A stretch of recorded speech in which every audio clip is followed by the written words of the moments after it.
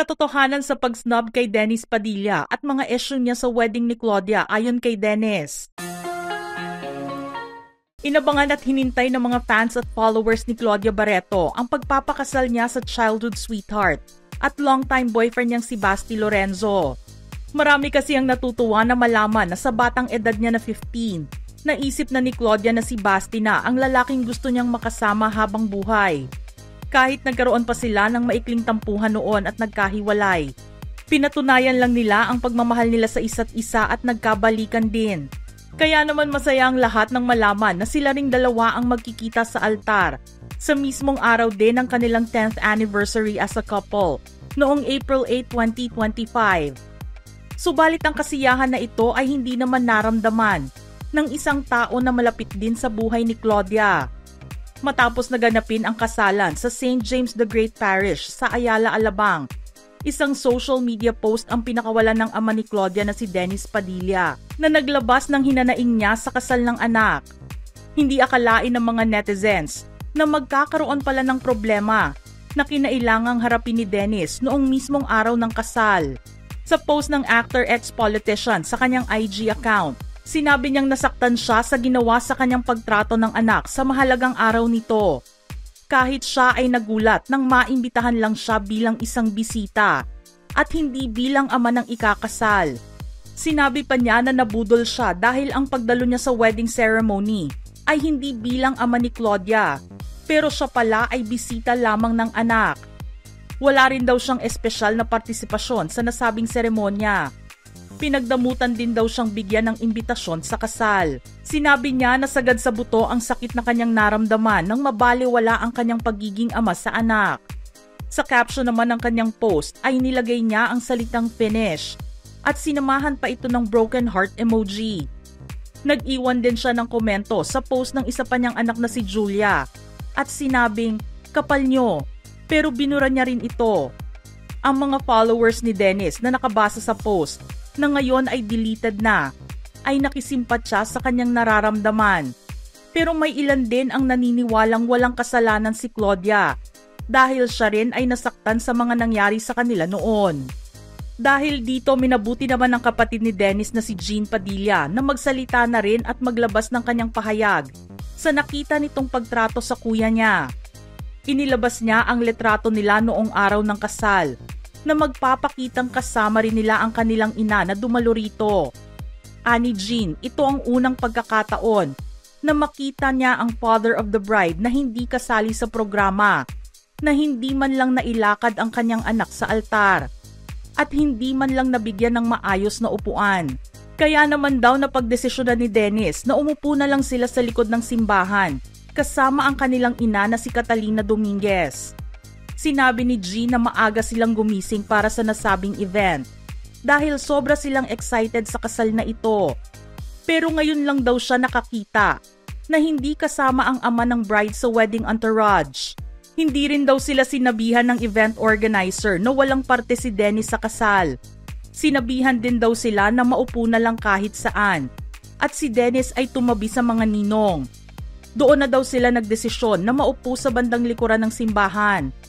Iginiit ni G na sobrang naging emosyonal si Dennis at ang kanilang ina dahil sa naging karanasan nila sa kasal ni Claudia.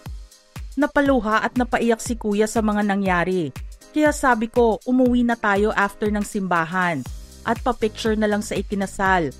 Naawa din ako sa nanay ko kasi naiyak na rin. Naramdaman ko yung sakit na naramdaman ng kapatid at nanay ko dahil ama din ako. Dito na nagsimulang questionin ni Jean ang pakikitungo ni Claudia sa kanyang ama. Na-call out niya ang pamangkin sa hindi pagbibigay ng respeto sa ama nito at napatanong din kung tama ba ang kanilang ginawa sa kanya. Dagdag pa niya matagal na ring sinusubukan ni Dennis na ayusin ang kanyang relasyon sa mga anak. Kahit magtanong kayo sa ibang magulang, tama ba o mali ang ginawa niyo sa tatay niyo?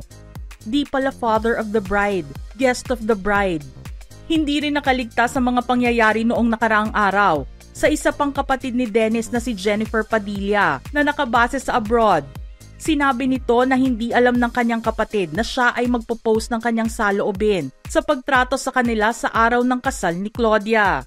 Pero minabuti niyang magsalita dahil sa sakit na kanyang naramdaman para sa ina nilang lumuluha noong araw na iyon. Matagal din daw siyang nanahimik kahit puro pambabash ang ibinabato sa kanyang kapatid na si Dennis. Matapos naman ang isang araw ay nagkaroon ng pagkakataon si OG Diaz na makausap si Dennis Padilla at nagpaunlak naman ito ng isang phone interview sa kanya. Dito ay nilinaw ni Dennis kung ano talaga ang nangyari sa mismong araw ng kasal ni Claudia. Aniya hindi kagustuhan ni Claudia na hindi siya kasama sa entourage. Nakita raw niya iyon sa mga mata ng anak. Ramdam niya na gusto ni Claudia na maihatid din siya ng ama sa altar. Noong papatapos na ang wedding ceremony, nilapitan daw siya ng coordinator at sinabihan na magstay muna dahil gusto ng bride na makasama siya sa isang picture with her husband. Nung aalis na ako sa wedding, lumapit yung coordinator. Sinabi niya, "Sir, can you stay for a while?" Kasi ang request po ni Chloe ay gusto daw niya may picture ko with them sa altar. Kawawa naman yung bata, walang magawa. Alam ko si Claudia ayaw niya yung nangyari. Na-feel ko ayaw niya yung nangyari. Gusto niya ako umupo doon. Gusto niya akong kasama maghatid sa kanya. I can see it in her eyes. Nararamdaman ko kahapon Pagharap niya sa mga tao, hinahanap niya ako. Dahil sa mga pangyayari noong araw na iyon, sa mga nakita ni Jean Padilla na ginawa sa kanyang kapatid at ina, nagdesisyon ito na wag nang tumuloy pa sa reception at umuwi na lamang. Para naman kay Dennis dahil sa sakit na kanyang naranasan, mas mabuti na raw na ang kasal ni Claudia ang maging huling pagkikita nilang mag-aama. Wala na rin daw kasing memories na babalikan si Dennis sa espesyal na araw ng anak. Ito na rin daw ang huling beses na magkakausap sila at hindi na niya bibigyan pa ng pagkakataon ang mga anak na makausap pa siya. Natapos na yung wedding. Anong babalikan ko? Paano ko i-rewind yung moment na yon? Naiiyak lang ako. Pero I feel good kasi nailabas ko na. It's done. It's finished. Wala na. Ako na masusunod ngayon, hindi na sila. Hindi na nila ako makakausap at makikita. I won't give them a chance to see me or talk to me. Paalam na to This is a permanent goodbye. Sinabi rin ni Dennis na ang huling beses na magkikita silang lahat ay kapag siya ay lumisa na sa mundo. Aniya hindi na siya makakaiwas sa pagkakataong iyon. Hindi rin daw niya ipagbabawal na madalaw siya ng mga ito dahil sila ay mga anak niya. Binalikan naman ng mga netizens ang dating mga panayam ni Dennis kung saan sinabi niyang ayos lang sa kanya ang maimbitahan sa kasal ng kanyang anak. Matutuwa na raw siya kahit makita lang niya ang mga anak na ikinakasal. Matatandaan naman na bago ganapin ang kasal ni Claudia ay nakita pang nagkaroon ng mini reunion ang mag-aama. Ipinost ni Dennis sa social media ang litrato niya kasama sina Julia, Claudia at Leon, maging ang lola nila, ang ina ni Dennis, matapos nilang i-celebrate ang 22nd birthday ni Leon. Marami ang natuwa na makita silang masaya na muli. Mga ka-showbiz peeps, gusto naming marinig ang inyong opinyon sa kwento natin ngayon. Anong masasabi nyo rito? Don't forget to send your comments below.